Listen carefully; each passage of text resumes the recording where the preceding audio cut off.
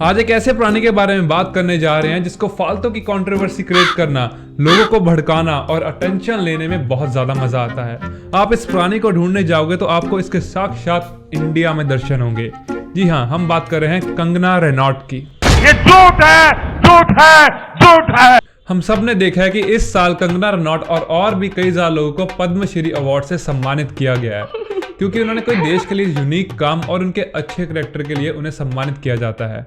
But इस साल ये कंट्रोवर्सी बहुत चल रही है कि कंगना रनौत से उनका अवार्ड वापस ले लेना चाहिए, क्योंकि अवार्ड मिलने के बाद उन्होंने कुछ ऐसी कंट्रोवर्शियल और वायलेंट स्टेटमेंट्स दी हैं जिसके कारण वो अवार्ड को डिजर्व नहीं करती। प्लीज मेरा यकीन करो, मैं सच बोल रही हूँ। और कितना झूठ बोलेगी और क्या क्या सच सुनूं तुम्हारा? तुम्हें सुनना ही होगा और उसके बाद तुम जो करना चाहते हो कर लो।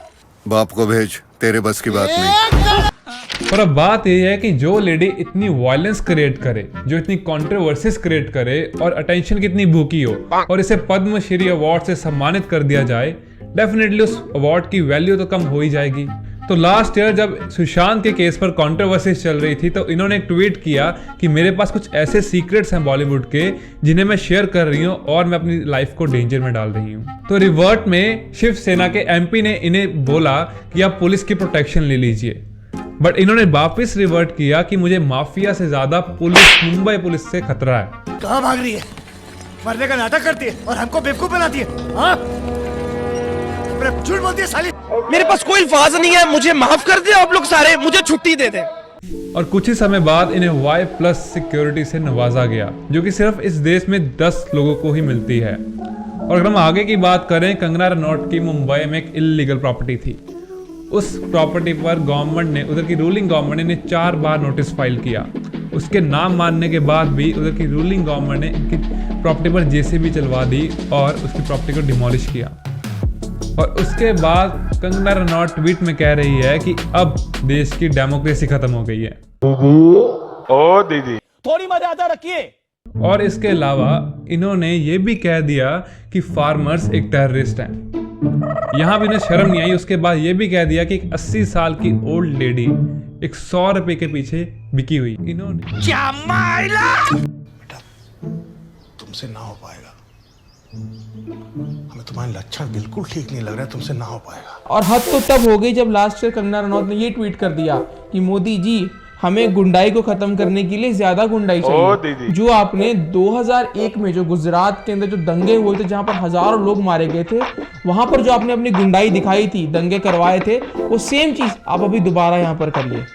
मतलब सोचने वाली बात है कि किस बिहाफ पे विदाउट एनी प्रूफ, किसी भी बिना लॉजिक के, बिना किसी सेंस के, इसने देश के प्रधानमंत्री पे इतना बड़ा आरोप लगा दिया कि वो दंगों में इन्वॉल्व था।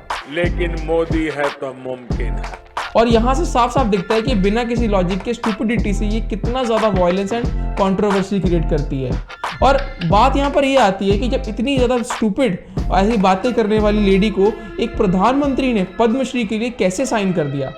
अरे बाबा, टाइम बहुत खराब आ गया है। पहले हार्ट में होता था हार्ट अटैक, अभी किडनी में भी हार्ट अटैक होता है कि और यही इनकी बेवकूफ़ों वाली हरकतें नहीं है। मतलब चलो ठीक है, वायलेंस क्रिएट करना और कंट्रोवर्सी क्रिएट करने में सबसे आगे ही हैं, बट इलॉजिकल वाली बात करना और बेवकूफ़ों वाली बात करना, इसमें भी इनका पूरा हाथ है।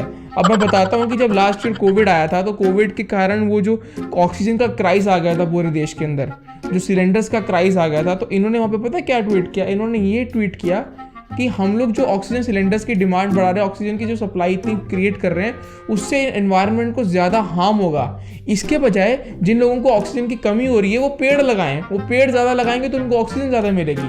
असंभव! चूतिया मत बनाओ लोगों को। और यही वो सारे कारण हैं जिससे कारण ट्विटर ने इनकी हरकतों को देखते हुए इनका अकाउंट सस्पेंड कर दिया। और ये चुनावी रैली में आप अपने लिए नारे काहे लगवा रहे हैं?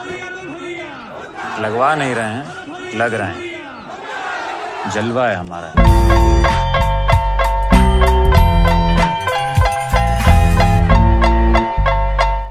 मजा आया। अब बात ये आती है कि चलो पद्मश्री अवार्ड इनको मिल गया, लेकिन पद्मश्री अवार्ड, इतना बड़ा अवार्ड मिलने के बाद ही इतनी ज़्यादा हवा में आ गई कि एक इंटरव्यू में इसने ये बोल दिया कि जो हमारा देश है वो 1947 में नहीं, 2014 में आज़ाद हुआ।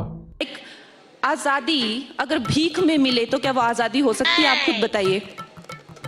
ऑफ कोर्स वो आज़ादी नहीं थी, वो भीख थी, और जो आज़ादी मिली है वो 2014 में मिली है। नहीं मतलब अभी रुको, अभी एक और मोहतरमा है जिनका ये कहना है कि जो आज़ादी है वो हमें लीज पे भी मिली है। ये भी सुन लो आप। वो भी आपने कॉन्ट्रैक्ट बेस पर ही ली है, पूरी लड़के नहीं ली है।